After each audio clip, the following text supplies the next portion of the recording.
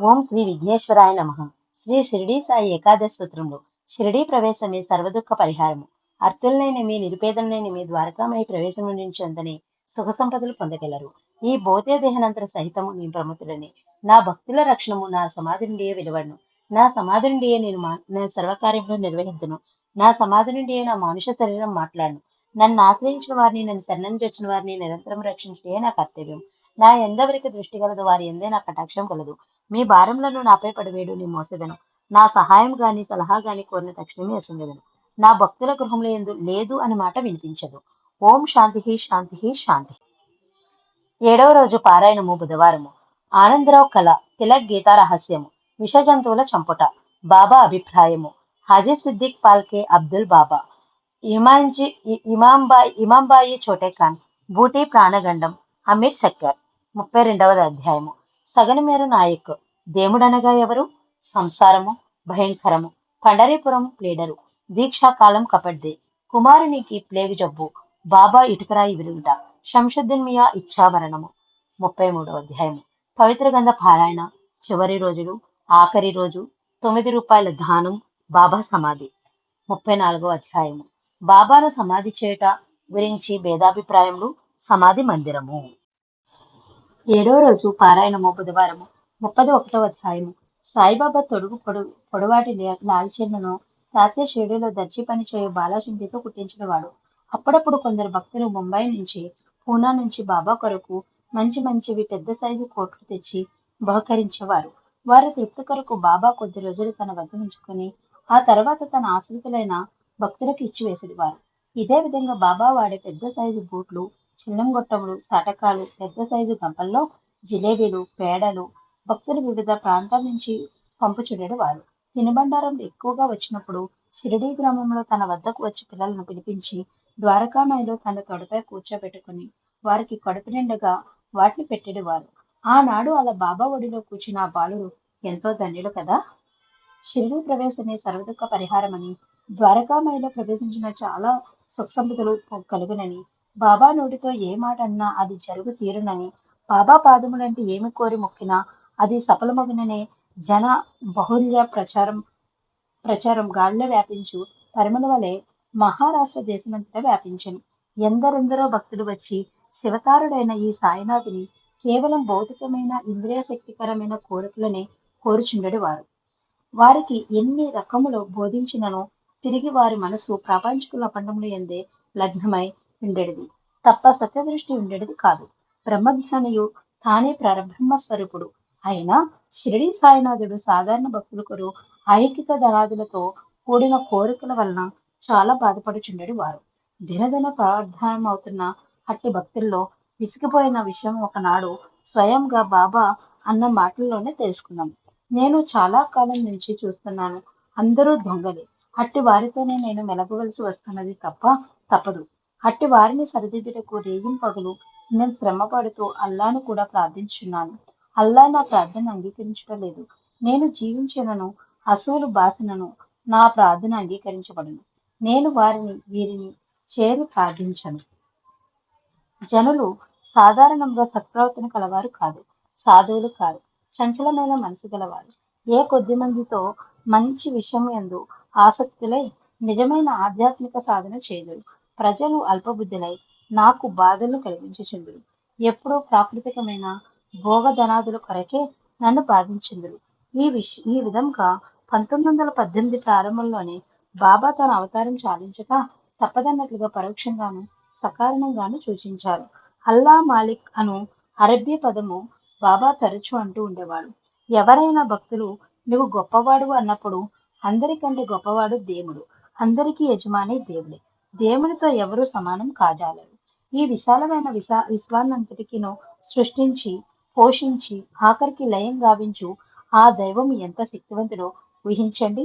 ఆ శక్తివంతుడమైన దేవుడు మనల్ని ఎక్కడ ఏ విధంగా నిలిపెనో అదే విధంగా మనము నిలిచి మనకిచ్చిన దానితో తృప్తిపడి సంతోషంగా ఉండవలను. భగవంతుడు మనల్ని ఎట్లు నిలుపదలిచెనో అట్లే నిలుపబడెదము. కష్టములు గాని సుఖములు గాని ఎప్పుడు ఏమి మనకు ఇచ్చునో వాటితో నుండి తృప్తి పడదము. భగవంతుడు ఒక్కడే స్వేచ్ఛ గల స్వతంత్రుడు. మానవులంతా భగవంతుని ఆజ్ఞకు లొంగి పనిచేయు పరతంతులు అనే భావనతో సర్వము భగవంతునికి అర్పించి చేయు పనుల్లోని లాభ నష్టములకు చిక్కుపడకయున్న మనము కర్మబద్ధ విముక్తి పొందగలము. ఇదే మోక్షము. అట్లా కాక మనిషి భగవంతుడు తాను ఎట్లు నిలుపదలుచునో తన చేత ఇ- తన చేత ఏమి చేయదలుచునో అట్లు చేయక అజ్ఞానముతోనూ మోహముతోనూ వేరువేరు మర్మముల యందు తిరుగునచో అనవసరమైన పనులు చేయవలసి వచ్చును. ఆ కర్మల ఫలితము అనుభవించుటకు అనేక జన్మలెత్తవలసి వచ్చును. కాబట్టి జ్ఞానము మోక్షదాయకమగును. అజ్ఞానము జనన మరణ కారణభూతమైన జన్మ పరంపరలకు మూలమని గ్రహించి సద్గురువు నుంచి జ్ఞానమును పొంది జన్మరహస్యమును పొందవలనని గాని అన్యమాశించరాదు అని చెబుతూ తన నుంచి మనం ఏమి ఆశించాలో ఏమి ఆశించకూడదో కూడా వారే చెప్పేవారు. ఇదే విధంగా ఈ భౌతిక ప్రపంచంలో మనం తిరుగుచున్నప్పుడు మన ప్రవర్తన ఏ సందర్భంలో ఎలా ఉండాలో కూడా సాయి స్వయంగా అనేక మందికి వివరించి చెప్పారు. ఎవరిని ద్వేషించవద్దు, ఎవరితోనూ పోట్లాడవద్దు, అన్ని ప్రాణులను ప్రేమించము, ప్రతీకారపు బుద్ధి పెట్టుకొనవద్దు, ఎవరిని నిందించవద్దు. నీ గురించి ఎవరైనా కటువు మాటలు పలికినచో బాధపడక అక్కడి నుంచి తొలగిపోము. అప్పుడు వారి మాటలను నీకు గుచ్చుకొనవు. వారి చెడు మాటలు వారికే గుచ్చుకొని బాధపడెదరు. సోమరితనం వద్దు. ఎప్పుడూ ఏదో ఒక మంచి పని చేయుచుండవలెను.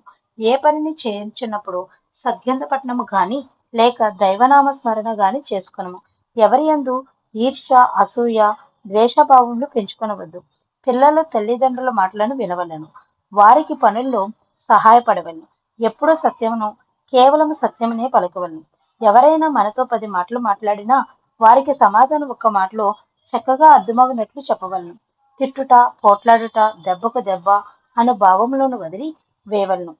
కీడు చేయవారికి తిరిగి కీడు చేయవద్దు. వారికి కూడా మేలునే చేయము. సాధన కార్యక్రమంలో నుండి వారికి బాబా చేసిన సూచనలు స్వల్పంగా భుజింపము, స్వల్పంగా నిద్రించము. వివిధ భోజన పదార్థములకు ఆశపడరాదు. 1 లేక 2 రుచులతో తృప్తి పడవలను. పరాపవాదము, జీవహింసలు పనికిరావు. ఆత్మజ్ఞానం పొందవలనన్న ధ్యానం అత్యవసరము. ధ్యానం వల్ల మనసు శాంతించిన మనసు సమాధి స్థితినందును. కోరికలు విడనాడినా గాని ధ్యానమందు మనసు నిలవదు. రుణానుబంధము లేక ఏ జీవియు నీ వద్దకు రాదు. అందువలన మనిషి గాని లేక ఏ ఇతర ప్రాణి గాని నీ వద్దకు వచ్చినప్పుడు నిరాదరించి తరిమివేయవద్దు. ఈ విధముగా తన వద్దకు వచ్చే భక్తులకు వారి వారి స్థితిని బట్టి పరిస్థితిని బట్టి తగు సూచనలు ఇస్తూ ఉండేవారు. త్రికాల ఆరతులతో భక్త జల సందోహంతో ద్వారకామాయి నిత్య కళ్యాణం పచ్చతోరణంగా ఉంటున్నది. బూటికి తను నిర్మించిన వాడలో కృష్ణ విగ్రహం ప్రతిష్ఠించాలనే కోరిక రోజు రోజుకు తీవ్రమవుతున్నది. కానీ బాబాను పదే పదే అడిగే ధైర్యం లేక తన కోరికను మనసులోనే దాచుకుంటున్నాడు రామచంద్ర పాటిల్. బాలాశింపీలకు మాత్రం తాత్య మరణం ఆసన్నమవుతున్నదన్న లోలోన భయంగానే ఉన్నది. నానా చంద్రకర్ అవకాశం దొరికినప్పుడల్లా తన ఉపన్యాసాల ద్వారా బాబా మహిమలను ప్రజలందరికీ వివరిస్తూనే ఉన్నాడు. దాసుకను హరికథలు నిరంతరం సాగే గంగా ప్రవాహం వలె బాబా లీలను మహారాష్ట్రమంతా ప్రవహింపచేస్తున్నవి. బాపు సాహెబ్ జోగ్ నిత్య ఆరతులతో బాబాను సేవిస్తున్నాడు. మహల్సాపతి లాంటి సన్నిహిత భక్తులు బాబాకు సహచర్యాన్ని దర్శన, స్పర్శన, సంభాషణల ద్వారా తనివి తీరా అనుభవిస్తున్నారు. వేల కొలది సామాన్య భక్తులు షిరిడీకి వచ్చి బాబాకు మొక్కి తమ మనోభిష్టాలను పొందుతున్నారు. తనకు మరణం ఆసన్నమవుతున్నదని తెలియని తాత్య నీటిపై తేలు తామర పుష్పం వలె స్వచ్ఛమైన మనస్సుతో బాబా సేవలో లీనమవుతున్నాడు. ఈ విధంగా సూత్రధారుడైన సాయి ఎవరితో ఏమి చేయించాలో ముందుగానే నిర్ణయించినట్లుగా అన్ని పనులు సక్రమంగా జరుగుతూనే ఉన్నాయి. ఆనందరావు కళ. బాబా ఆదేశం ప్రకారం కాకాసాహెబ్ దీక్షిత్ వాడలో ప్రతిరోజు భావార్థ రామాయణము చదువుచు అందరికీ బోధించుచుండెను. ఒకనాడు ఏకాదశి స్కందంలోని ద్వితీయార్థములో నవవాదులు వివరించిన భక్తి ప్రవృత్తులను గురించి చర్చించను. వారు బోధించిన భక్తి మార్గమును మనం చేరేటట్లు అని కాకాసాహెబ్కు సంశయం కలిగెను. శ్యామ వారి భావాన్ని అంగీకరించక తమకు బాబాపై గల భక్తి కూడా తక్కువ కాదని వాదించాను. అదే రోజు రాత్రి ఆ చర్చల్లో పాల్గొన్న ఆనందరావు కాకడే అను వానికి బాబా ఆ దృశ్యం ఇచ్చెను. దానిని పాకడి ఇట్లు చెప్పెను. లోతైన సముద్రంలో నడుము వరకు దిగి అక్కడ నిలిచి ఉండగా సాయిబాబా కనపడెను. వారు రత్నసింహాసనపై కూర్చుండెండిది. వారి పాదం నీటిలోనున్నది. ఆ దృశ్యం నిజముగానున్నది కాని కల అనట వీలు లేదు. నా ప్రక్కన శ్యామ అక్కడ ఉండెను. శ్యామ నన్ను బాబా పాదములపై పడమనెను. వారి పాదం నీటిలో ఉన్నవి. నమస్కరించినట్లు అని అంటిని. అప్పుడు శ్యామ, నీటిలోనున్న నీ పాదములను బయటకు తీయము బాబా అని. బాబా వెంటనే పాదములను పైకి తీశాను. అప్పుడు నేను త్వరగా వారి పాదములపై నా శిరస్సు మించుకుని, బాబా నన్ను దీవించి, ఇక వెళ్ళుము, నీవు మేలు పొందెదవు. ఆందోళన భయం పొందవలసిన పని లేదు. శ్యామకు పట్టు పంచే దానం చేయము, మేలు పొందెదవు అని చెప్పారు. నీటిలో బాబా పాదములుండట అనగా మానవ చాంచల్యం చేయి గురుపాదములను చూడలేమని భావన. శ్యామ బాబాను పాదములు పైకి పెట్టమనట స్థిర నమ్మకం గల వారితో సత్సంగం చేయటచే గురువును పొందవచ్చునని భావన. శ్యామకు పొట్టపచ్చే దానమించుట అనగా స్థిరభక్తి గురువునందు గల వారిని సేవించి ఆదరించుట ద్వారా నీవు కూడా అతని వలె లాభంను పొందగలవన్న భావన. కలలో కూడా ఆదేశం ప్రకారం పాకడు ఒక పట్టుమంచును తీసుకువచ్చి దాన్ని శ్యామకి ఇవ్వమని కాకా సాహెబ్ వేడెను. శ్యామ అందుకు అంగీకరించకపోవడంతో తీసుకొనవద్దు అను 2 చిట్టీలను వేసి పాదుకల వద్ద పెట్టి అందులో ఒక దాన్ని తీగా తీసుకొనము అని వచ్చుటచే శ్యామ దాన్ని అంగీకరించును. తిలక్ గీతా రహస్యము. బ్రహ్మ విద్యను సద్గంధంలో పఠించే వారిని బాబా ప్రోత్సహించి ఆశీర్వదించేవారు. ఒకనాడు బాపు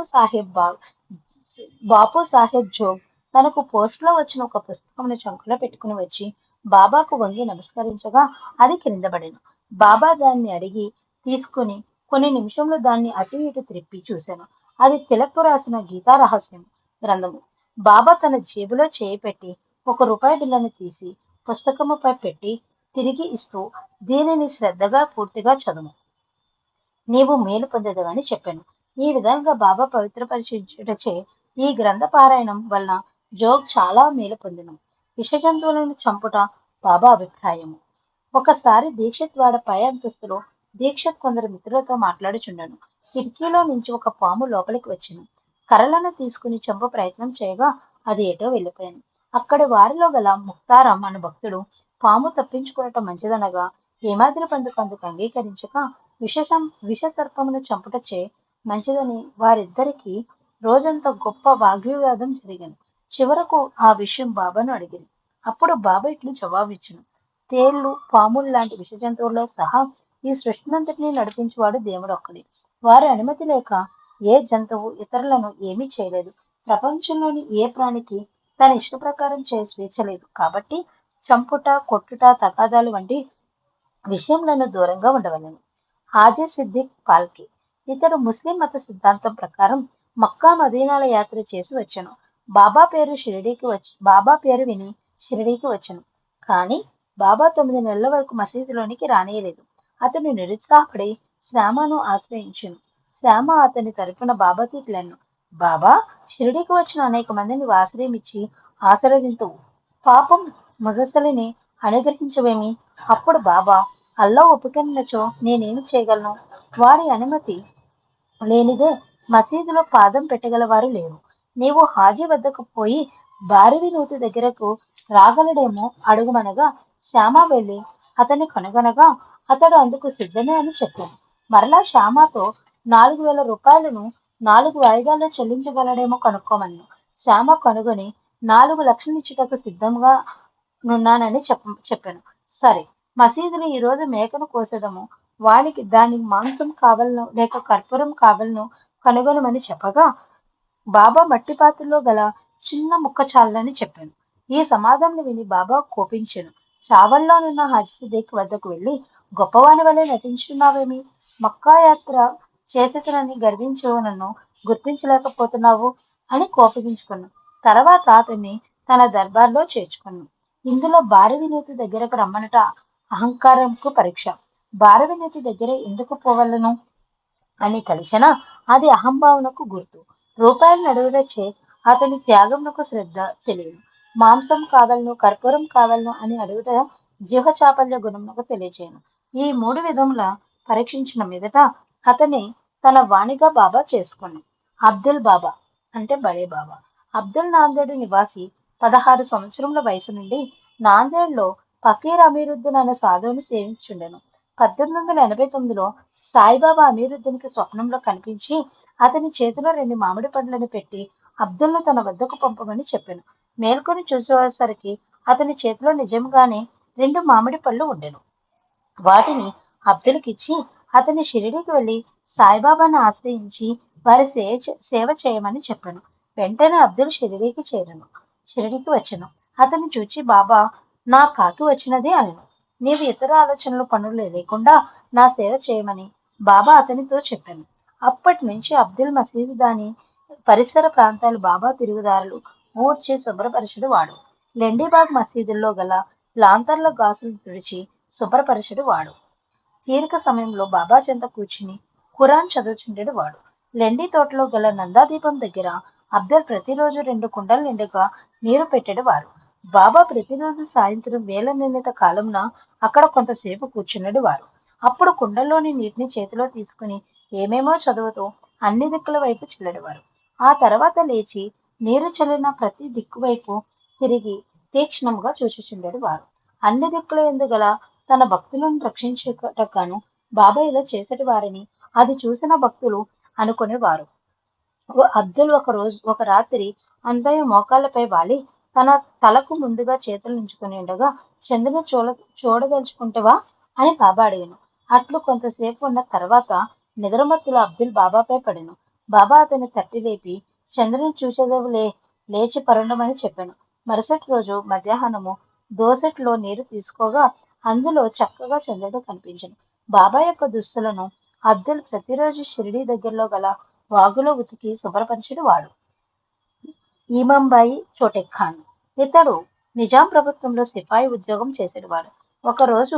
ఒకసారి పోలీసులకు విచారణలో సరిగ్గా తోడ్పడటం లేదని ఒక క్రైస్తవ ఉపాధ్యాయుడిని ఇతడు చావబాదెను. ఇతనికి దెబ్బల నోట నెత్తురు కక్కుతూ ఉపాధ్యాయుడు మూర్ఛిల్లెను. ఇతన్ని ఉద్యోగం వదిలిపెట్టి రాష్ట్రం దాటి బయటికి వెళ్ళిపోమని, లేనిచో శిక్ష తప్పదని పై అధికారులు చెప్పారు. అందుచే ఉద్యోగంనకు రాజీనామా చేసి నైజాం రాష్ట్రంలోకి వెళ్లి మహారాష్ట్రలో ప్రవేశించి బాబాకు నమస్కరించగా అల్లా మాలిక్ భయం వలదు, నీకు శిక్ష పడకుండా చూచెదను బాబా అభయం ఇచ్చాను. అతడు 2 నెలలు షిరిడిలో ఉన్న తర్వాత ఒకరోజు బాబా అతన్ని నీవు ఇంటికి తిరిగి వెళ్ళము, నీ భూములకు సంబంధించిన కేసులు నీకు అనుకూలంగా పరిష్కారం అగును అని చెప్పాను. అతని మేనత్తకు అతనికి భూముల తగాదాలు ఉండెను. ఆ విషయం బాబాకు చెప్పకపోయినా తెలుసుకుని ఆశీర్వదించాను. ఈ విధంగా చాలాసార్లు షిరిడీకి వచ్చి చోటేఖాన్ బాబా యొక్క సలహాలను ఆశీర్వాదములను పొంది భౌతికంగానే కాక ఆధ్యాత్మికంగా కూడా కొంత పురోభివృద్ధి పొందాను. బూటికి ప్రాణగండం ఒకరోజు షిరిడీకి నానాసాహెబ్ డేంగెల అను జ్యోతిష్యుడు వచ్చాడు. ఒకనాడు అతడు బూటిని చూచి ఈ దినము నీకు ప్రాణగండం ఉన్నదని చెప్పాను. ఆ తర్వాత మామూలుగానే బూటి ద్వారకామాయికి వచ్చి బాబా పాదముల చెంత కూర్చున్నాను. బాబా బూటితో ఈ నానా ఏమనుచున్నాడు, నీకు మరణం ఉన్నదనుచున్నాడు, మృత్యువు నిన్నెట్లు చంపగలదో చూచెదను గాక, నీవు భయపడకుము. ఆనాటి సాయంకాలము బూటి మరుగుదొడ్డికి పోగా అక్కడ పెద్ద పాముండెను. నౌకరు కేకవేయగా అతడు కర్రని తీసుకుని వచ్చి లోపల అది మాయమైను. బాబా ఇచ్చిన అభయం గుర్తు తెచ్చుకొని బూటి సంతోషించును. నిజంనకు ఆ విషసర్పం అతన్ని కరిచి ఉండవలసి యోగం ఉండవచ్చును. దాని కర్తవ్యం ప్రకారం అది వచ్చెను. కానీ బాబా వాక్కుల ప్రభావం వలన అది అతన్ని ఏమీ చేయలేక వెళ్ళిపోయాను. అమీర్ శక్కర్ ఇతడు షిరిడీకి దగ్గరలో గల కోరల అనే గ్రామంలోని కసాయి జాతికి చెందినవాడు. బాంద్రాలో కమిషన్ వ్యాపారము చేయుచుండెను. ఇతడు కీళ్లవాతం జబ్బుతో బాధపడను. బాబా మహిమలు విని వ్యాపారం వదిలి బాబా చెంతకు చేరును. చావడిలో కూర్చుని ఉండమని బాబా ఆదేశించాను. అప్పట్లో చావడి చాలా త్వరగా చెమ్మగిలుతూ ఉండేది. అతని రోగంనకు అలాంటి వాతావరణం మంచిది కాదు. అయినను బాబా వాక్కునకు తిరిగేమి అతడు చావడిలోనే కూర్చుండెను. బాబా ఉదయము సాయంత్రం చావడిపై వెళ్ళుచుండేడు వారు. రోజు విడిచి రోజు అక్కడ నిద్రించుండేడు వారు. అందువలన అమీర్నకు బాబా సాంగత్యం ఎక్కువగా ఉండేది. అతని వ్యాధి క్రమక్రమంగా తగ్గుచుండెను. బాబా తగ్గినట్లుండుటచే ఒక రోజు రాత్రి ఎవరికి చెప్పకుండా కోపరగా వెళ్లి ఒక సత్రంలో నుండెను. అక్కడ ఒక ఫకీరు మరణించుటకు సిద్ధముగా ఉండి అమీర్ నాకు త్రాగుటకు నీరు తెచ్చిపెట్టమని అడిగాను. అతడు నీటిని తెచ్చివ్వగా ఆ నీటిని తాగి ఫకీరు మరణించాను. ఈ విషయం పోలీసు వారికి తెలిసినచో తనను అనుమానించవచ్చునని భయపడి బాబా అనుమతి లేక షిరిడి వదిలి వచ్చినందుకు ఇది ఫలితమని గ్రహించి వెంటనే బాబా నామజపము చేయుచు తిరిగి షిరిడి చేరను. సాయి ఆజ్ఞ ప్రకారము చావడిలోనే ఉండి సంపూర్ణ ఆరోగ్యం పొందెను. చావడిలో పడుకున్న బాబా ఒక రాత్రి మధ్య భాగంలో లేచి అబ్దుల్ను లేపి నా పరుపు వైపుగా ఏదో దుష్టప్రాణి వచ్చుచున్నదని చెప్పెను. అబ్దుల్ లాంతర్ను తెచ్చి జాగ్రత్తగా చూడగా అమీర్ సక్కర్ దిండి కింద పాముండెను. అమీర్ పేరు చెప్పుటకు బాబా తన పేరును సూచించెను. ఈ విధంగా అర్ధరాత్రి అందరినీ లేపి అమీర్ను ప్రమాదం నుండి రక్షించెను. అతను రక్షించినట్లుగాని దివారాత్రముల ఎందెల్లప్పుడు ఈ కథలను పారాయణం చేయ భక్తులను సాయి అన్ని వైపుల నుంచి రక్షించుగాక అని ప్రార్థిస్తూ ఈ అధ్యాయాన్ని ఇంతటితో ముగిద్దాం. ఓం శాంతి శాంతి శాంతి. 31వ అధ్యాయం సంపూర్ణం. శ్రీ షిరిడి సాయిబాబా జీవిత చరిత్రము 32వ అధ్యాయము. సగన్వేరు నాయక్. ఇతని షిరిడీలో ఒక అంగన్వాడి ఉండేది. బాబా వద్దకు వచ్చి భక్తులు సాధారణంగా ఏదో ఒక వస్తువు కొరకు ఎప్పుడోకప్పుడు ఈ అంగడికి వెళ్ళవలసి వచ్చేది. ఒకసారి మధురాదాస్ అని భక్తుడు అంగడి దగ్గరికి వెళ్ళినప్పుడు నాయక్ తదితరులు కలిసి బాబా వద్దకు వచ్చిన భక్తురాలిని గురించి చాలా చెడ్డ మాటలు మాట్లాడుకొని చుండెను. మధురదాసు కూడా ఈ మాటలతో జతగలిపాను. ఆ తర్వాత అతడు తిరిగి ద్వారకామాయికి రాగా అతనితో బాబా నాయక్ ఏమనుచున్నాడో భగవంతుడిచ్చిన ఈ కాలంలో సద్వినియోగపరుచుకుని వాళ్ళను కానీ కేవలం పరదూషణతో దుర్వినియోగపరచరాదు. ఇక్కడకు మంచి వారితో పాటు చెడ్డవారు కూడా వచ్చుచుండెదరు. వారి గుణదోషములేరి అందరితో చర్చించేలా అని మందలించెను. దేవుడనగా ఎవరు? ఒక రోజున కోపరిగం నుంచి వచ్చిన ఒక వ్యక్తి బాబాను సమీపించి తనకు గల సందేహమును సమాధానం కావాలని కోరెను.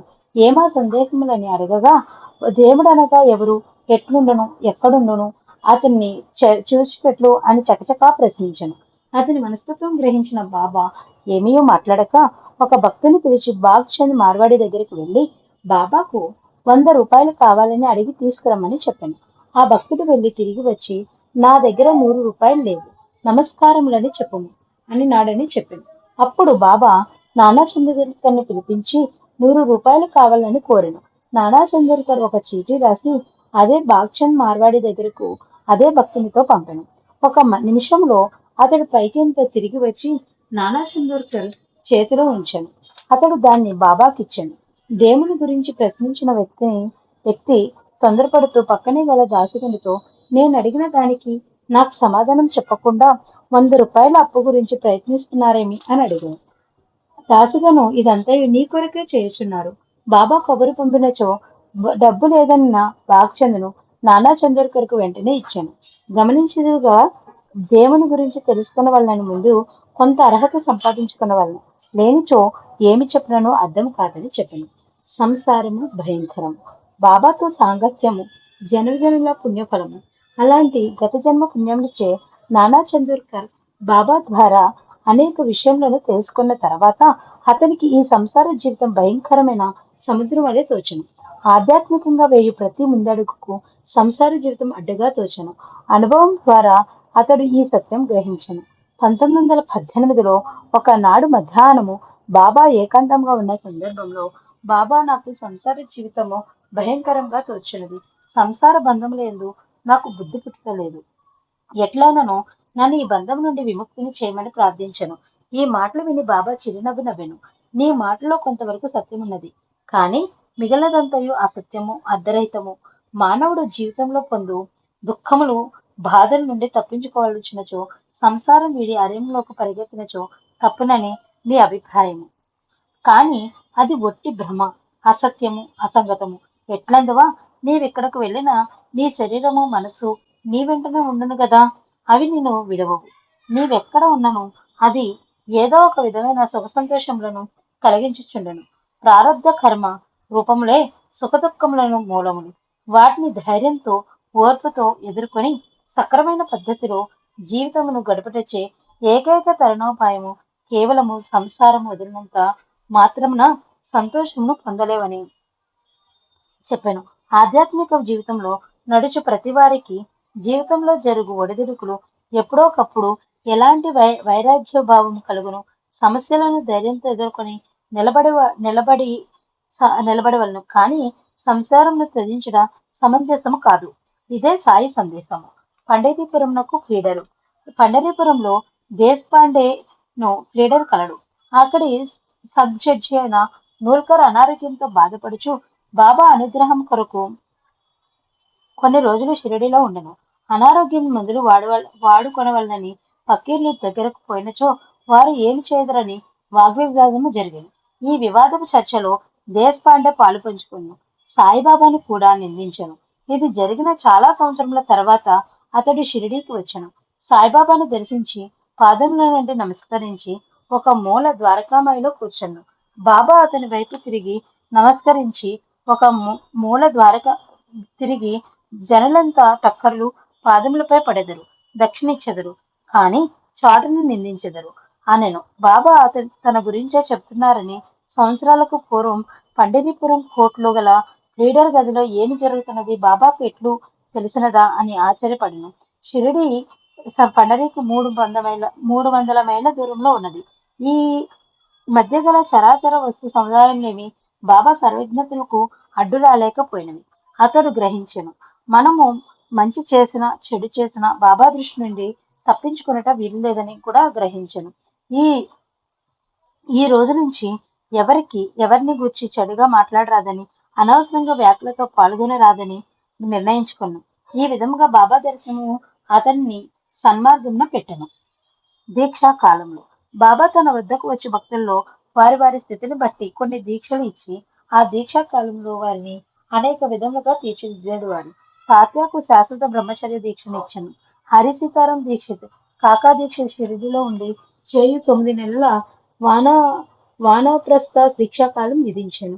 ఈ దీక్షాకాలంలో వారిని కుటుంబ సభ్యులతో గాని ఇతర జనసమూహంతో గాని స్వేచ్ఛగా తిరగనీయలేదు.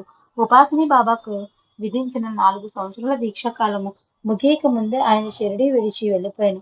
ఇదే విధముగా కొంతమందికి గంధ ప్రాణాయామము దీక్షాకాలము, మరికొందరికి నామ సంకీర్తన దీక్షాకాలంలో నిర్ణయించడు. వారు బాబా నిర్ణయించిన ప్రకారం ఆయన దీక్షాకాలంలో గడుపువారు ఎంతో మేలు పొందేవారు. కపడ్దే కుమారుని ప్లేగు జబ్బు. కపడ్దే భార్య తన చిన్న కుమారునితో కొన్ని రోజులు షిరిడిలో ఉండగా ఒకసారి ఆ బాలునికి ప్లేగు జ్వరం వచ్చింది. శరీరంపై బొబ్బలు లేచెను. ఆమె చాలా బాధపడింది. దీక్షిత్, శ్యామ మొదలైన వారితో మాట్లాడి మంచి డాక్టర్లకు చూపించవాలని ప్రయత్నించింది. కానీ షిరిడిలో ఇంగ్లీష్ వైద్యం చేయ డాక్టర్ లేనందున అతనికి తమ స్వస్థలమైన అమరావతికి తీసుకెళ్లటకు ప్రయత్నించాను. ఆ స్థితిలో బాలుని అంత దూరం తీసుకెళ్లటకు కూడా ధైర్యం చాలలేదు. కుమారునికి ఏమగునో అని భయపడి ఆమె కన్నీరు మున్నీరుగా ఏడ్చాను. శ్యామ ఆమెను ఓదార్చి సాయి ఉండగా భయపడవలసిన పని లేదని చెప్పి కుమారుని తీసుకువెళ్లి బాబా పాదములపై పడవేయమని చెప్పాను. ఆ సాయంత్రం లెండిబాగ్కు వెళ్తున్న బాబా వద్దకు ఆమె పరిగెత్తుకుని పోయి ఆయన పాదములపై పడింది. కన్నీళ్లతో బాబా పాదములను కడిగాను. దుఃఖభారంతో మాట్లాడలేక ఆమె గొంతు మూగబోయాను. బాబా పాదములపై నుంచి పైకి లేవలేకపోయాను. ఆమె స్థితిని గమనించిన బాబా ఆమె లేవనెత్తి, అమ్మా, ఆకాశం మేఘామృతమై ఉన్నది, కానీ త్వరలో మేఘములు చెదిరిపోయి ఆకాశం మామూలుగా అవును అంటూ తన కపినిని పైకెత్తి చంకలో గల కోడిగ్రుడ్డంత పేగు పక్కలను 4 చూపింది. అక్కడున్న వారితో నా నిజభక్తుల కొరకు నేను ఎట్లు బాధపడేదనో చూడుడు అని వాటిని చూపించను. ఇతరుల బాధను తాను అనుభవించి వారికి స్వస్థతను చేయ సాయి కంటే మనకి ఇంకెవరినన్నా 2 రోజుల్లో పిల్లవాడు మామూలు ఆరోగ్యం పొందును. బాబా ఇటుకరాయి విరుగుట. వెంకుసారి ఇచ్చిన ఇటుకరాయిని బాబా ప్రాణప్రదంగా చూసుకునేడు వారు. పరుండునప్పుడు తల కింద ఉంచుకునేడు వారు. కూర్చున్నప్పుడు దానిపై చేతులు వేసి పక్కనే ఉంచుకునేడు వారు. ఆ ఇటుకరాయి తన గురుదేవుని ప్రతిరూపం అని తరచూ అంటూ ఉండేవారు. అది 1918 సంవత్సరం ఆగస్టు నెల ఒక గురువారం నాడు మసీదులో లాంతర్ను బాగు చేసి మసీదును శుభ్రపరచు అబ్దుల్ ఆ ఇటుకరాయిని తన చేతిలోనే తీసుకునగా అది కింద పడి 2 ముక్కలైను. ఆ తర్వాత వచ్చి చూసిన సాయి చాలా బాధపడింది. ఇటుక విరుట కాదు, నా అదృష్టమే విరిగి ముక్కలైనది. ఇది నా జీవితపు తోడుగా ఇన్ని రోజులు ఉన్నది. దీనితోనే నేను ఆత్మసంధానం చేయుచుండేవాడిని. ఈ ఇటుక నా జీవితంతో సమానము. అది ఈ రోజుననే విడిచినదని చెప్పాను. ఈ సంఘటన ద్వారా కూడా బాబా తన నిర్యాణంను నిగూఢముగా సూచించెను. షంషుద్దీన్ మియా ఈ సంఘటన జరగక ముందుగా అనగా జూన్ 1918లో బాబా ఇస్లాం మత సాంప్రదాయాన్ని అనుసరించి మరణించుటకు ముందుగా చేయు కొన్ని ఏర్పాట్లను చేశాను. ఔరంగాబాద్లో గల షంషుద్దీన్ మియా అను ముస్లిం ఫకీరునకు బాబా మౌలు కావాలి న్యాస్లు జరిపించుటకు గాను 200 రూపాయలను ఒక పూలమాలను షిరిడీలో గల బడే బాబా కుమారుడు కాసిం ద్వారా పంపెను. దానితో పాటుగా తన సందేశంను కూడా ఈ విధముగా పంపెను. 9వ నెల 9వ తారీఖు నాడు తాను వెలిగించిన దీపము అల్లా తీసుకుని వెలుచున్నాడు. అది అల్లా అనుగ్రహము. మరుసటి రోజు ఔరంగాబాద్ చేరి కాసింను చూచి షంషుద్దీన్ షిరిడీలో బాబా ఇచ్చిన సందేశం అంతటిని కాసిం చెప్పక ముందుగా అతడే చెప్పాను. బాబా పంపిన పైకముతో వారు కోరిన విధముగానే బాబా పేరున గంబురును గూర్చి స్తోత్రగానం చేయుచుంది. మహమ్మదీయ సాధు సత్పురుషులను ఉద్దేశించి తబలా వాయించబడిన పైకమంతా ఖర్చు పెట్టి వంటలు చేసి అక్కడ వారందరికీ భోజనంలో పెట్టించను. మరుసటి దినము ఉదయం బన్నేమియా అను గొప్ప మౌలియా దగ్గరకు వాళ్ళు ఇద్దరూ కలిసి వెళ్ళిరి. బనేమియా విచిత్రంగా నిలబడి ఉండెను. దగ్గరకు ఎవరు వచ్చినా అతడు ఆగ్రహించి తిట్టుచు కొట్టుచుండెడు వాడు. వారి దగ్గరకు వెళ్ళవద్దని అందరూ హెచ్చరించిన షంషుద్దీన్ ధైర్యం చేసి సాయిబాబా పంపిన పూలమాలను వారి మెడలో వేసి బాబాకిచ్చెను. సందేశమును యథాతథంగా చెప్పను. అది విన్న బనేమియా కనుల వెంట జలజల కన్నీళ్లు కారినవి. బాబా శరీరంను విడిచినందుకు ఈ మహమ్మదీయ యోగి కన్నీరు కార్చెను. 9వ నెల 9వ తారీఖు అనగా అరబీ ఉర్దూ భాషల లెక్కలలో 1918లోను అక్టోబర్ 15వ తేదీ నాడు ఏకాదశి గడియలకు సరిపోవును. ఇచ్చా మరణము. దేవుడగు బాబా యొక్క ఈ చర్యను నిగూఢంగానే ఉండుటచే ఏ ఒక్కరికి బాబా మరణించదరన్న ఆలోచనే లేదు. అందువలన భక్తులు రాకపోకలు ద్వారకామాయిలో ఆరతులు భక్తులకు ఇచ్చే ఆశీర్వాదములు అభయములు ఊది ప్రసాదం పంచిపెట్టుట మామూలుగానే జరుగుతున్నవి. అవి తన జీవితం గురించి ఎవరికి ఏ విధమైన అనుమానం కూడా రాకుండా బాబా చాలా జాగ్రత్త పడినారు. బాబాకు అదృశ్య దివ్యజ్యోతుల రూపంలో ఉన్న ద్వారకామాయి గురుధన్ వెంకుదాసులు తప్ప బాబా నిర్యాణ విషయము మిగిలిన వారెవరికీ తెలియదు. భక్తులందరూ బాబాను నిత్య పూజలతో సేవిస్తూ ఆరాధిస్తూ పూజిస్తూ ఆనందిస్తున్నారు. ఆగస్టు నెల దాటి సెప్టెంబర్ ప్రవేశించినది. ఊరిలో గల వర్తకులు ఇతర ప్రాంతముల నుంచి వచ్చే వర్తకులు బాబాను వ్యాపార వృద్ధి కోసం రెట్టింపు బాబాల కోసం ఎక్కువగా ప్రార్థిస్తూ ఉండేవారు. కేవలం ధనం కోసమే కోరుతూ పరోక్షంగా వారు పెట్టే బాధలను బాబాకు పైకి కనిపించలేక లోపలే దాచుకునేవారు. రాత్రులందు గురుధన్ ద్వారకామాయి వెంకుశాలతో కలిసి మూర్ఖత్వంతోనూ అజ్ఞానంతోనూ తన్ను కోరికల రూపంలో బాధించే మానవుల చేష్టలను గుర్చి చర్చించేవారు సాయి. కాదు లేదు అను మాటలు సాయి వద్ద లేవు కాబట్టి ఎవరు వచ్చి ఏవి అడిగినా వారికి అర్హత లేకపోయినప్పటికీ ఎంతో కొంతైనా అనుగ్రహించక తప్పటలేదని, అలా ఎక్కువ కాలం జరుగుట సృష్టి నియమాలను ఉల్లంఘించడమే అవుతుందని, కాబట్టి ఈ సమస్య పరిష్కారం శరీరాన్ని వదిలిటేయనని వారు నలుగురు నిర్ణయించారు. శారీరక ధర్మాన్ని అనుసరించి ఇప్పటికే 83 సంవత్సరాలు ఈ శరీరానికి పూర్తి కాబోతున్నవి కనుక ఇక దీన్ని త్యజించక తప్పదని కూడా వారు నిర్ణయించారు.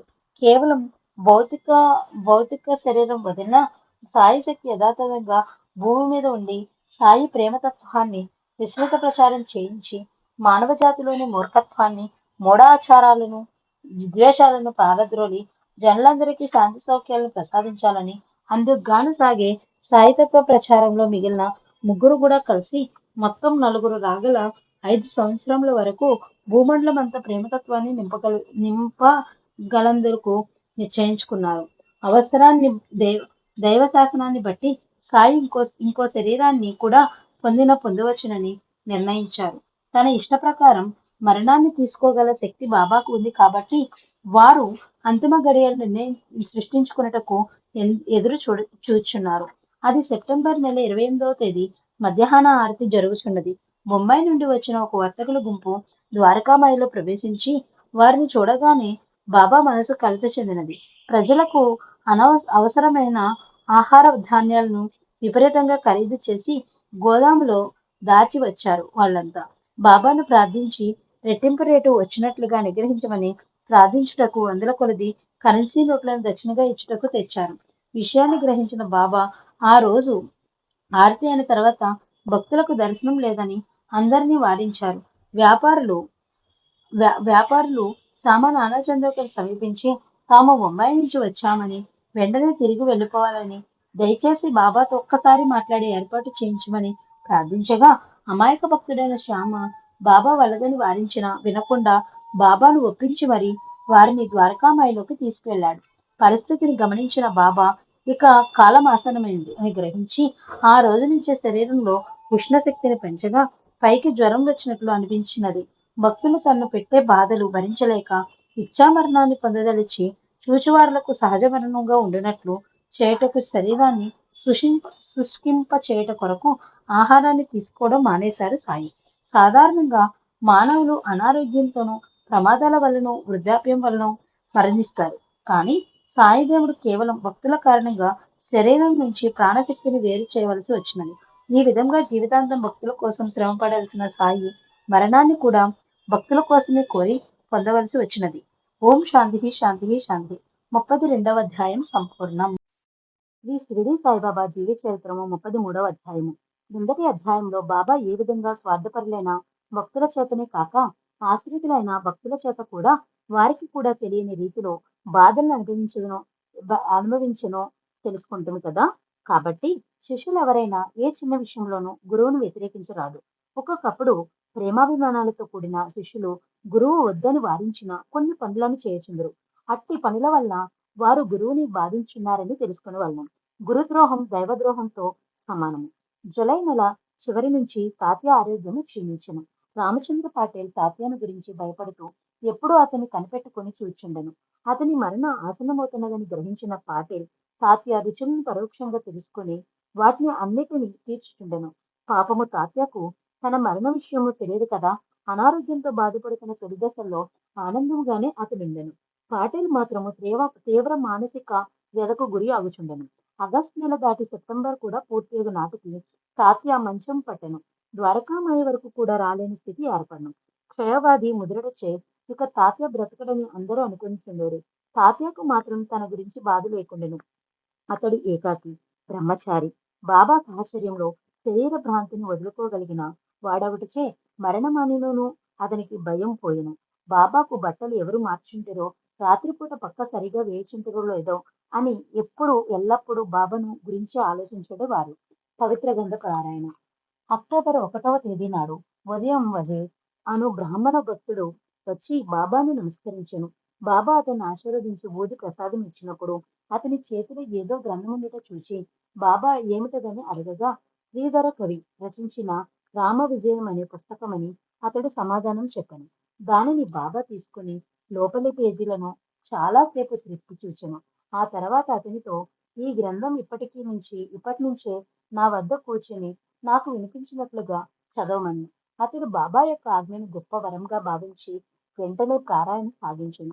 పారాయణ చేయుచున్నప్పుడు బాబా మధ్యలో ఆపమని కొన్ని ముఖ్య విషయముల వద్ద కొన్ని ముఖ్య విషయముల వద్ద అక్కడున్న భక్తులందరకు తెలియనట్లుగా వ్యాఖ్యానం చేయుచుండెను. ప్రతిరోజు ఈ కార్యక్రమం ఉదయము సాయంత్రము జరుగుచుండెను.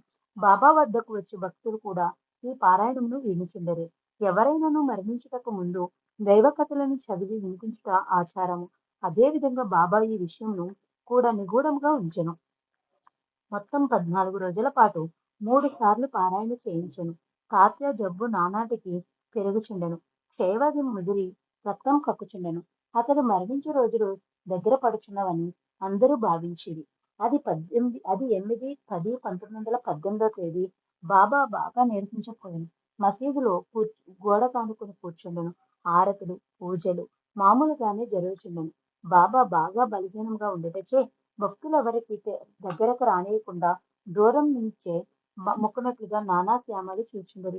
కొందరు వ్యక్తులు ఒక పులిని బండిపై ఎక్కించి దాన్ని ఊరూరా త్రిప్పుతూ డబ్బులు సంపాదించుకునిచుండరు. షిరిడీకి వచ్చి ఆ పులిని ద్వారకామాయి ముందుకు తీసుకువచ్చిరి. అది జబ్బు ఉన్నట్లుగా నీరసించి బలహీనంగా ఉండెను. బాబాను చూడగానే అది రెండు కాళ్ళను ముందుకు చాచి పడుకొనెను. ఆ పులి బాబాకు నమస్కరించినట్లు కనపడెను. బాబా తన దృష్టిని పులి కళ్ళల్లోకి కలిపి చాలా సేపు చూశాను. పులి కూడా అదే విధంగా బాబా వైపు చూసి కన్నీరు కార్చెను. అది ఏ జన్మ బంధమో! బాబా యందు చూపు నిలిపిన పులి వారిని చూచుచూ ప్రాణములు వదిలెను. ఈ విధంగా పులికి బాబా సద్గతి కలిగించెను. చివరి రోజులు బాబా ఎంత నీరసన పడినప్పటికీ భక్తులకు తగు సూచనలు ఇస్తూనే ఉండేది. భక్తులు ఉద్దేశించుటకే వారి మానవ జన్మ. వారు మన కోసమే అవతరించేది.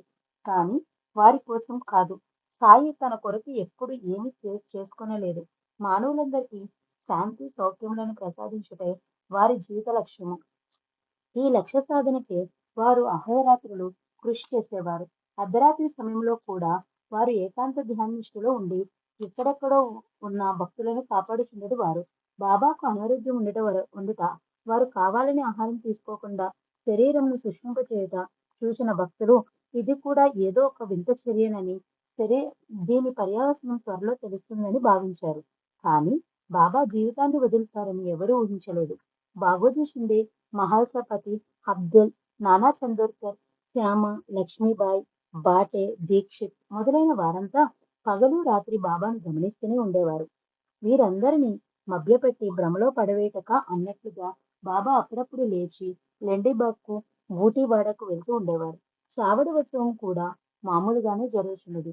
శ్యామ మామగారైన లక్ష్మణ్ మామ కూడా బాబాకు ఆరతి ఇచ్చుచున్నప్పుడు జోగునకు సహకరించడు వారు. బూటి దీక్షితులు బాబాతో పాటుగా కూర్చుని భోజనం చేయుచుండెడు వారు. అందుకే అందుచే బాబా లేకుండా వారికి భోజనం రుచించటలేదు. బాబా మాత్రం అలవాటు ప్రకారం ప్రతిరోజు భిక్షకు వెళ్లి భిక్షాన్నం కొంత దునిలో వేసి మిగిలిన దాన్ని పశుపక్షాది జంతువులకు పెట్టుచుండెడు. బాబా శరీరం కూడా బాగా నీరసించినట్లుగా కనిపించిండేది. నిప్పులను కక్కుకున్నట్లుగా కన్నులలోనికి పోయెను. అయినను వారి చూపుల్లోని తీవ్రత ఏమాత్రం తగ్గలేదు. వచ్చిన భక్తులందరూ బాబా తగిన సలహాలను విభూతి ప్రసాదం ఇచ్చి పంపుచుండెను. పండరీపురంలో తన కార్యక్రమం ఉండటచే ముందుగానే దాసులను బాబా అనుమతి తీసుకుని వెళ్ళిపోయాను. అక్టోబర్ 13వ తేదీ నుంచి బాబా ఉదయం లెండుబాకు వెళ్ళుట భిక్షాటనను కూడా మానివేశాను. ద్వారకామాయిలోని స్థిరంగా కూర్చుని జాగరుడైన భక్తులందరకు ధైర్యము చెప్పుచుండెను. 1916లో కూడా బాబా ఒక్కసారి జబ్బుపడెను. ఇప్పుడు కూడా అదే విధంగా జబ్బు నుండి కోలుకొనని ధైర్యం బాబా అందరి మనసుల్లోనూ పాదుకున్నట్లు చేశాను. అయినను సన్నిహితులైన భక్తులకు బాబా ఆహారంను మానివేయట తీవ్రమైన విషయముగా అనిపించి ఆందోళన చెందుచుండరు. అందుచే వారు రాత్రిపూట కూడా బాబాను కనిపెట్టుకుని మసీదులోనే నిద్రించుండరు. 14వ తేదీ అర్ధరాత్రి బాబా అంత తీవ్ర అనారోగ్యంలో ఉన్నా లేచి బిగ్గరగా కేకవేసి తటకాతో నేలపై కొట్టెను. ఆ శబ్దంను అందరూ లేచిరి. అమరావతిలోని కపడ్దే ఇంటికి దొంగలు వచ్చిరి. వారిని అదిలించి చెదరగొట్టుతునని చెప్పెను. అలాంటి ఆఖరి స్థితిలో కూడా బాబా తన భక్తుల గురించి ఆలోచించుండెను. కానీ తన గురించి ఆలోచించలేదు. ఆఖరి రోజు అది 1918వ సంవత్సరం అక్టోబర్ నెల 15వ తేదీ మంగళవారం బాబా భౌతిక శరీరమునకు ఆఖరి రోజు. సూర్యుడు మామూలుగానే ఉదయించాడు. ఆ రోజు విజయదశమి, దసరా పండగ. బాబా శారీరకంగా చాలా నీరసించిపోయాను. సామాన్య మానవులైనా లేచి కూర్చున్నటచే కష్టమయ్యేది. బాబా మామూలుగా లేచి తన స్థానంలో యథావిధిగా కూర్చున్నాను. మామూలుగానే భక్తులు దర్శనంకు వచ్చింది. శ్యామ కొందరిని బాబా ఆరోగ్యం బాలేదని మసీదు బయట నుంచే దర్శనం చేసుకునేదని వారించాను. బాబా దానిని అంగీకరించక అందరినీ వచ్చి తన పాద దర్శనం చేసుకోమని చెప్పాను. భక్తులందరూ వెళ్లి నమస్కరించారు. వారి వరదహస్తములను బాబా భక్తుల తలపై ఉంచి ఊది ప్రసాదం ఇచ్చి అందరినీ ఆశీర్వదించారు. అదేమో తెలియదు కానీ సన్నిహిత భక్తులందరూ కూడా ఒకరి వెంట ఒకరు బాబా పాదములపై పడిన వారందరికీ ఎవరికి అవసరమైన సలహాలను సూచనలను వారికి ఇచ్చాను. అవి మామూలు సలహాలుగానే వారు భావించరు. కానీ వాటిని బాబా తన భౌతిక శరీరంతో ఇచ్చే తుది సూచనలుగా వారు గ్రహించలేకపోయేది.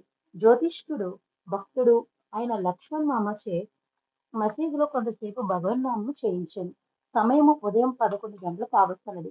తాత్య క్షణక్షణమునకు రక్తం కక్కుచు అపస్మారక స్థితిలోనికి పోయాను. నాడి కూడా బలహీనమైంది. బాబా చెప్పిన ప్రకారం తాత్య ఆ రోజు మరణించిందని రామచంద్ర పటేల్ బాలాజీ షింపేలో భయపడుచుండెను. శ్యామను తీసుకుని వెళ్లి అతని పరిస్థితిని చూపించేది. అతడు కొద్ది క్షణంలో మరణించినని గ్రహించి శ్యామ పరిగెత్తుకుని బాబా వద్దకు వచ్చింది. తాతయ్య స్థితిని వివరించి అతని కాపాటకు బాబా వెంటనే రావాలని ప్రార్థించాను. బాబా శ్యామను ఓదార్చుతూ ఏకాదశిలు రాగానే తాతయ్యకు ప్రమాదం తప్పునని అతని గురించి భయపడవలసిన అవసరం లేదని చెప్పాను. అయినను బాబా ఒక్కసారి వచ్చి చూసినా బాగుండని శ్యామ పట్టుపట్టెను. అప్పుడు బాబా శ్యామతో మీ అందరికీ తాత్య విషయంలో స్నేహబంధమే ఉన్నది. కానీ నాకు అతని విషయంలో బాధ్యత కూడా ఉన్నది.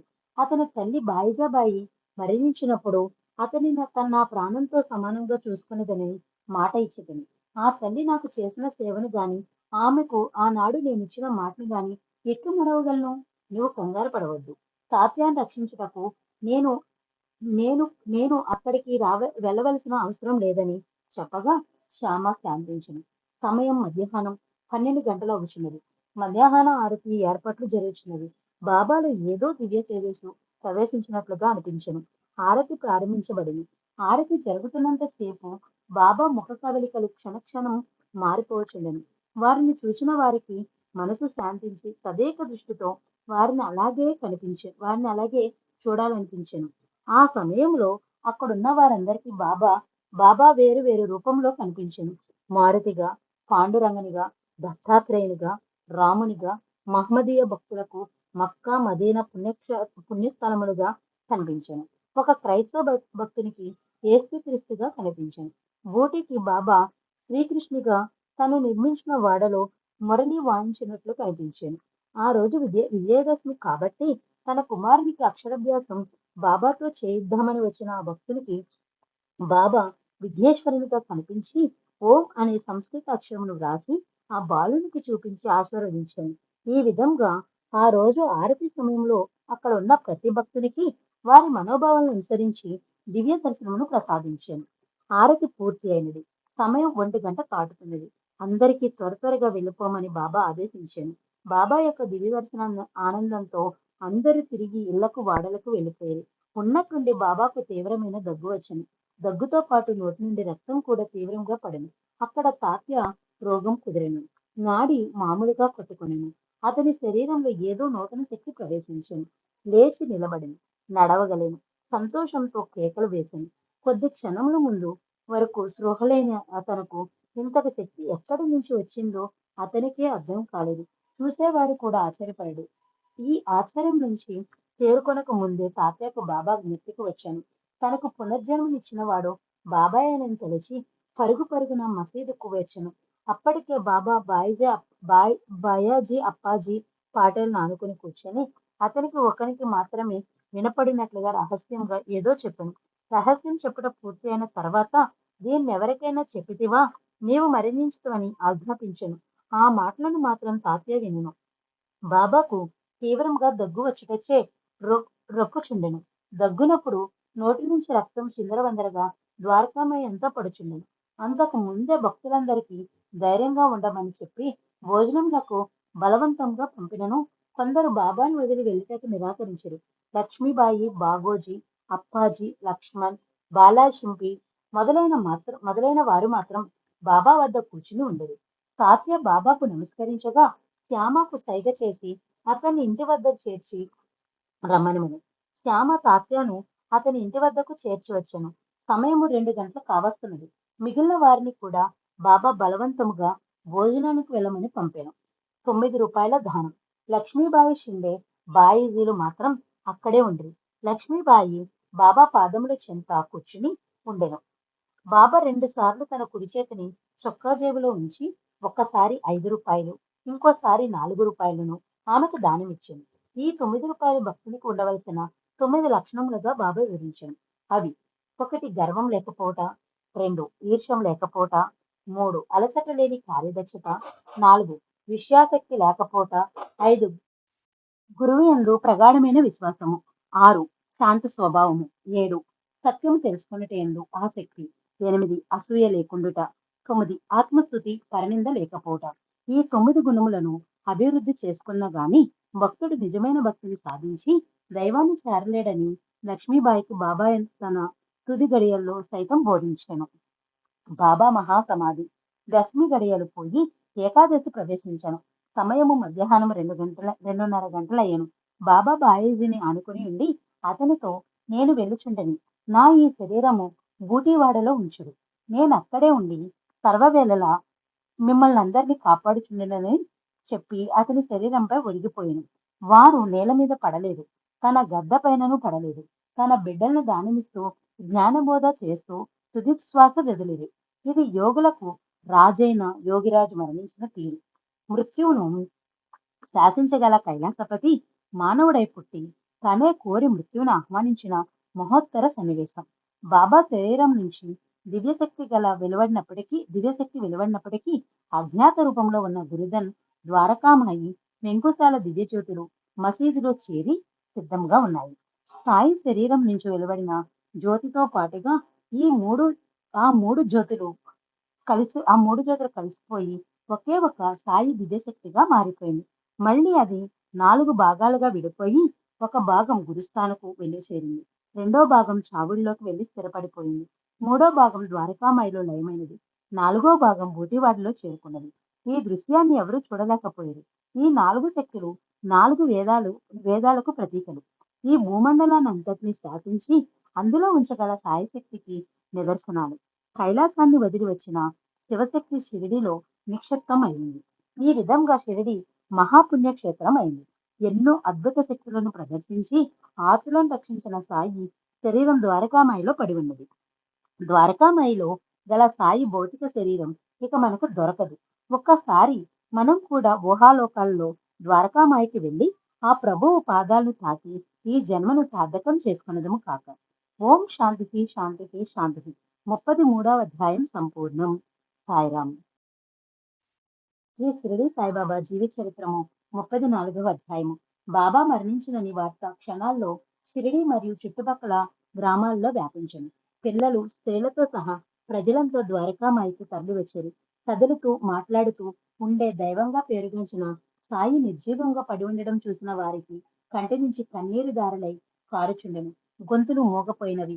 బాబా మృత శరీరాన్ని చూసిన వారికి ఒక క్షణం ఈ సృష్టి స్తంభించిపోయినట్లుగా అనిపించెను. బాబా లీలలు, మహిమలు, అనుభవాలు చవిచూడని ఒక ఇల్లు కూడా షిరిడిలో గాని చుట్టుపక్కల కాని లేదు. బాబా వారికి చేసిన మేలును తలుచుకుని కొందరు బిగ్గరగా ఏడ్చుచుండెరు. కొందరు బాబా శరీరం చూసి స్పృహ తప్పి పడిపోయేది. కొందరు వీధుల్లో ఏడ్చుతూ పరిగెత్తుచుండెరు. ఆ గ్రామ పరిసరాల్లో కన్నీరు కార్చని కళ్ళు లేవు. 2 ఏళ్ల క్రిందే శ్రీమంతంగా చూచి తాత్య మరణము తాను తీసుకుని తన జీవితాన్ని తాత్యాకి ఇచ్చినట్లుగా అందరికీ అర్థమైన బాబా చేసిన వింత చర్యలను, వారి మాటలను గుర్తుకు తెచ్చుకుంటూ అనేక మంది మాట్లాడుకొనిచుండరు. కొద్ది గంటల తర్వాత బాబా శరీరంను ఏమి చేయవలని సమస్య వచ్చాను. కొందరు మహమ్మదీయులు బహిరంగ ప్రదేశంలో బాబా శరీరంను సమాధి చేయవలని కోరిది. కుశాల్ చంద్, అమీరు షక్కర్ కూడా వారి అభిప్రాయంని సమర్థించను. గ్రామ మున్సిబు రామచంద్ర పాటిల్ దృఢ నిశ్చయం తీసుకుని బాబా భౌతిక శరీరం బూటివాడలోని సమాధి చేయవలని, అలా కాక ఇంకెక్కడ సమాధి చేయటకు వీలు లేదని గట్టి పట్టుపట్టెను. ఈ విధంగా షిరిడి గ్రామం 2 వర్గములుగా ఏర్పడి బాబాను సమాధి చేయు విషయమై వాదోపవాదములు పడుచుండెను. మంగళవారం సాయంత్రానికి రహాటా పోలీస్ సబ్ ఇన్స్పెక్టర్ చక్రనారాయణ షిరిడీకి వచ్చాను. బాబా శరీరంను తనిఖీ చేయగా వారి జేబులో ₹7 మాత్రం ఉండెను. ఆ రాత్రంతేను శరీరం సమాధి చేయు విషయంలో తర్జన భర్జనలు పడుచుండెను. 16వ తేదీ బుధవారం తెల్లవారుజామున పండరీపురంలో ఉన్న దాసిగలకు బాబా కల్లో కనిపించి, మసీదు కూలిపోయినది. తైలవర్తకులు, ఇతరులు నాపై ఆగ్రహించున్నారు. నేను ఆ శరీరమును విడిచితిని. ఆ విషయం నీకు తెలుపటకు వచ్చితిని. నీవు త్వరగా షిరిడీ వెళ్ళి నా శరీరమును జాజిపూలతో కప్పమని చెప్పుము. దాసుగను వెంటనే తన శిష్య బృందంతో షిరిడీకి బయలుదేరాను. 15వ తేదీ రాత్రి బొంబాయిలో గల ప్రధాన భార్యకు కల వచ్చింది.